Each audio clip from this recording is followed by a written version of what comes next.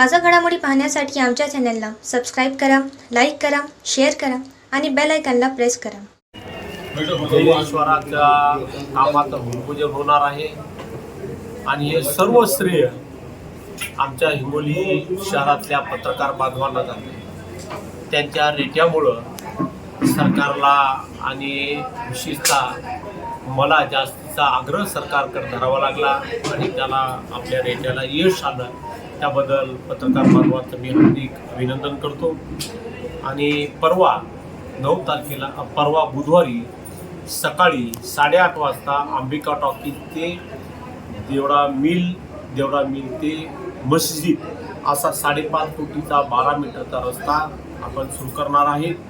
त्याचबरोबर 8.5 कोटी रुपयामध्ये जलेश्वराचं पाणी हे कयादूत सोडण्यासाठी 1200 MM पाईप टाकून आम्ही कयादूकडे पाणी देणार आहोत. ते सुद्धा 8.5 कोटीमध्ये तो पाणी सोडण्याचं काम आणि पूर्ण आपल्या जलेश्वराच्या जेवढा परिसर आहे त्या परिसराला पूर्ण कंपाऊंड म्हणजे कंपाऊंड वॉल 3 फुटाची उंची आणि वरील जाळी मोठी गजाची जाळी बसवण्याचं काम आम्हाला आपल्याला पण त्याप्रमाणे असं काम आमचं सुरू होणार आहे.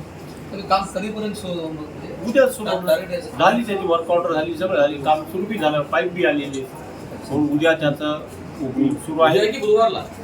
बुधवारी काम सुरू झालेले आपण प्रत्यक्ष आपण परवा बुधवारी त्याची ओपनिंग संत महंताच्या हाताने आपण करणार आहोत. त्याचबरोबर परवा शासनाने सुद्धा आपल्याला 5 कोटी रुपये दिले. त्यामध्ये देवळा पळशी रोडच्या काठानं जो नाला आहे जुना, जे पाणी वरून येते कॉलेजच्या भागात, त्या नाला बांधकामासाठी 2 कोटी रुपये आपल्याला मिळाले आहेत. अंबिका टॉकीजच्या तिथला पुलासाठी 1 कोटी रुपये आपल्याला मिळाले आहेत. आणि स्ट्रीट लाईट पूर्ण तलावाच्या काठानं मोठे स्ट्रीट लाईट लावण्यात का उच्च दर्जाची, ज्यामध्ये हे आपले बाकीची छोटी मोठी सारखी ती लाईट नाही, स्ट्रीट लाईट आहे. ते लाईट 2 कोटी रुपयाची लाईट आहेत. म्हणजे तलाव पूर्ण सुशोभित होणार आहे. हा पहिल्या टप्प्यातलं काम आपलं परवा बुधवारी सुरू होणार आहे.